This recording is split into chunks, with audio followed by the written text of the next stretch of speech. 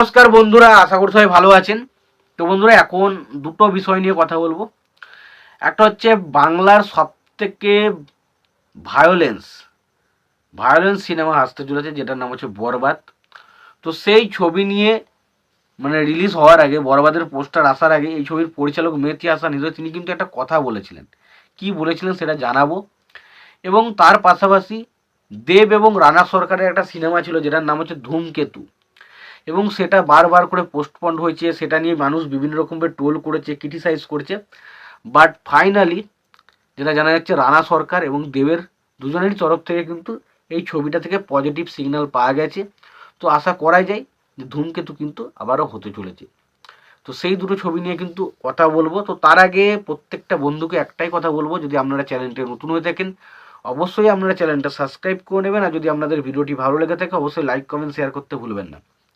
তো দেখুন, প্রথমত আমি যদি মানে ধূমকেতু ছবিটা নিয়ে কথা বলি দেবের, তো দেবের ধূমকেতু ছবিটা থেকে বিভিন্ন রকম এরকমই আপডেট আসছিল যে ধূমকেতু হয়তো আর হবে না সম্ভবত। বাট এখন যেটা আপডেট আসছে, দেব কিন্তু একটা ইন্টারভিউতে সরাসরি বলেছে যে রানা সরকারের সাথে তার যে ধূমকেতু সিনেমাটা আসার কথা ছিল সেটা কিন্তু আসতে চলেছে, এবং সেটা আসতে চলেছে দেবের যে দেব এন্টারটেনমেন্ট যে ভেঞ্চার্স যে ইন্ডিয়াটা রয়েছে সেখান থেকেই, সেই ব্যানারেই কিন্তু ছবিটা আসতে চলেছে। এবং রানা সরকার তো বসে আছে বলার জন্য। তো সুতরাং গ্রিন সিগন্যাল যখন এসে গেছে, তো আশা করাই যায় যে, আশা করি শুভশ্রীর সাথেও দেবের যে ঝামেলাটা ছিল সেটা আশা করি মিটে গেছে। না দেব শুভশ্রী জুটির এই ছবিটা আসবে কী করে, তো আশা করা যায় তাদের মধ্যে যে সমস্যাটা আমরা দেখতে পেয়েছিলাম বা মনে করছিলাম সেটা হয়তো সমস্যাটা মিটে গেছে। তাহলে দেব শুভশ্রী এবং রানা সরকার তারা কিন্তু আবার একসঙ্গে জোট বেঁধে নিয়ে আসতে চলেছে ধূমকেতু। তো দেখা যাক ছবিটা বক্স অফিসে কেমন ফলাফল করতে পারে।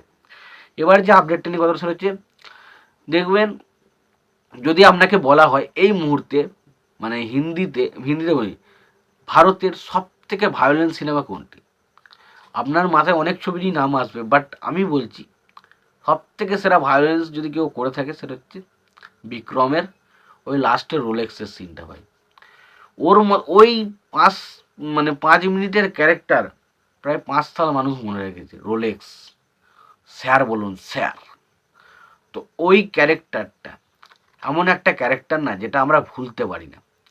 তো মেহেদী হাসান হৃদয় তিনি কিন্তু বরবাদ সিনেমার শুটিং করার সময় তিনি কিন্তু বলেছিলেন যে তার ছবির যে ক্যারেক্টারটা না, সেটা কোথাও না কোথাও অ্যানিমেল বা বিক্রমের মতো ছবি থেকে ইন্সপায়ার। অর্থাৎ সেই কারণে আমরা কোথাও না কোথাও যখন লুকগুলোকে দেখছি শাকিব খানের, কোথাও না কোথাও আমাদের অ্যানিমেল বা বরবাদের মতো সিনেমার, বরবাদ বলছি, অ্যানিমেল বা বিক্রমের মতো সিনেমার কিছু জিনিস আমাদেরকে মনে করে দিচ্ছে। বাট এটা আশা রাখাই যায় যে ছবির গল্প আলাদা হবে, বাট ক্যারেক্টারটা যেহেতু তাদের মতো করে বানানোর চেষ্টা করা হয়েছে এবং তাদের মতো ভায়োলেন্সভাবে বানানোর চেষ্টা করা হয়েছে, তো সেই কারণে ক্যারেক্টারগুলোর সাথে হয়তো দেখতে গিয়ে আমরা অনেক সময় শাকিব খানের ক্যারেক্টারটাকে বলে ফেলছি যে এই ক্যারেক্টারটার সাথে মিল রয়েছে। বাট পরিষ্কার কথা একটাই যে ছবির গল্পের সাথে আশা করি কোনো রকম কোনো মিল থাকবে না। তবে যেহেতু তিনি এই ছবিগুলো থেকে ইন্সপায়ার হয়ে সিনেমাটা বানিয়েছেন, তাই ক্যারেক্টারগুলোর দেখতে কিন্তু অনেক সময় অ্যানিমেল বা বিক্রমের মতো মনে হচ্ছে। এবং আমার মনে হয় বাংলার সব থেকে বড় ভায়োলেন্স সিনেমা আসতে চলেছে বরবাদ দিয়ে।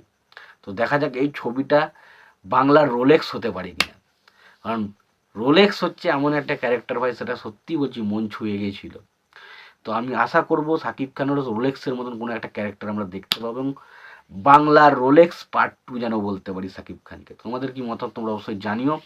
তোমাদের যদি ভিডিওটি ভালো লেগে থাকে লাইক কমেন্ট শেয়ার করে দিও। চ্যানেলটা নতুন হয়ে থাকলে অবশ্যই তোমরা চ্যানেলটা সাবস্ক্রাইব করে নিয়ে পাশে বেল আইকনটা অবশ্যই প্রেস করে দিও। ভালো থেকো, সুস্থ থেকো, দেখা